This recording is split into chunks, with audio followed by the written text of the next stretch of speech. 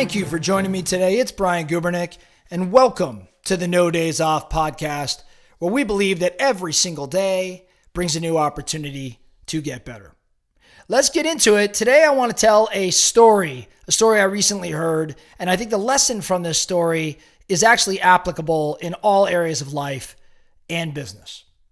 This story comes from a gentleman named David Meltzer. David is incredibly well known in the sports world. I think he kind of made his first big breakthrough in the sports game when he was the CEO of the Leigh Steinberg Sports and Entertainment Agency.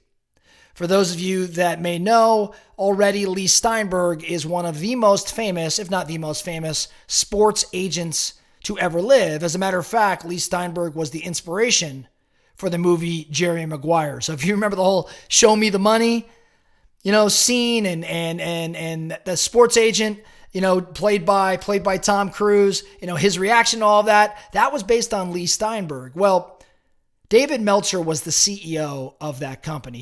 He later went on to co-found his own marketing agency, but no matter how you spin it, David's pretty darn well known in the sports game. And he was doing an interview recently I was listening to.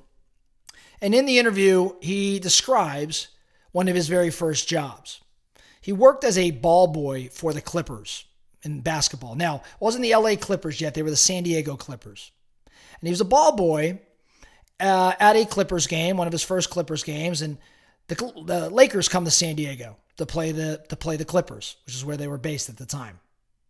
And Kareem Abdul-Jabbar, one of the greatest basketball players of all time, is just all over David, this young ball boy, for the mistakes he was making or whatever he was doing on the court. He was in the way. He wasn't doing his job.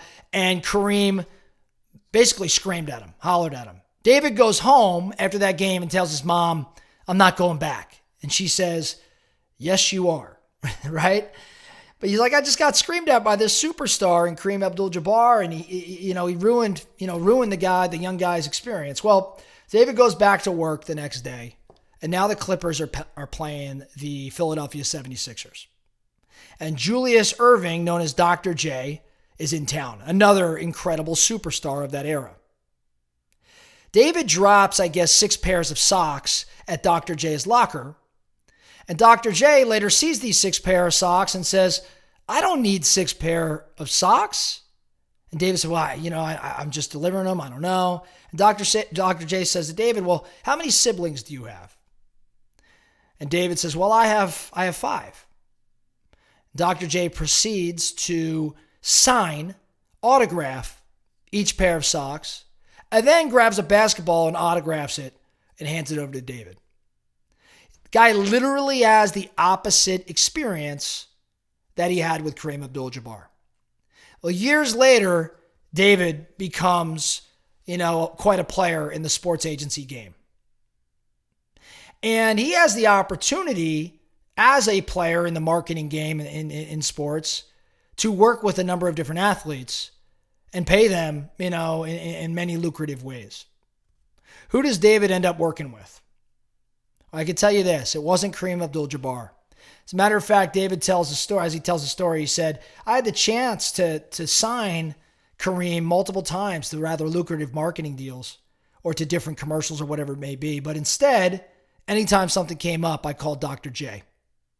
And David contends that Dr. J made well over $1 million net from David's relationships, from David's connections, by David signing him to these other things. Now, the point of the story and how David kind of finishes it, he said the lesson he took from this and what he shares with others is to be kind to your future self. Be kind to your future self. He was referring to Dr. J's behavior. Dr. J was kind to David. He was the opposite of Kareem. And years later, now Dr. J had no idea what David Meltzer would end up becoming.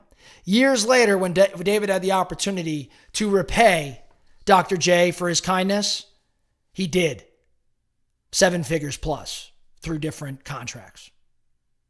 So David's message again to everybody is be kind to your future self. Recognize that your behavior, your actions, how you treat people today is going to show up in some way, shape, or form down the road. Maybe it's 3 years, 5 years, 10 years, hell, maybe it's 20 years down the road. But never forget that while this world is rather massive, it's rather small at the same time. We cross paths with people all of the time that we thought we'd never ever see again. How we treated them, how we interacted with them, how we ended that, last conversation or relationship has a direct bearing or impact when we cross paths with them again. Did we leave the previous relationship at the previous time we saw them on a high note? Were we happy? Were we friends? Even if we were getting out of business together or going different directions, did we end on a high level?